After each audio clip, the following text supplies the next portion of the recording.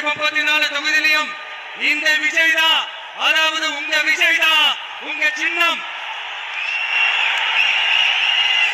இன்னும் சிம்பிளா சொல்லணும்னா உங்க வீட்டுல இருக்கிற ஒருத்தர் தான் வேட்பாளரா நிக்க போறாங்க. அந்த வேட்பாளரும் நானும் வேறு வேறு இல்லை. நீங்க அவருக்கு ஓட்டு போட்டீங்கன்னா எனக்கு ஓட்டு போட்ட மாதிரி, இந்த முகத்துக்காக நீங்க ஓட்டு போட்டீங்கன்னா உங்க வீட்டுல இருக்கிற உங்களுடைய வேட்பாளர் ஜெயிச்ச மாதிரி. என்னடா இவர் ஏதோ ஓவரா சொல்றாரு நினைக்க வேணாம்.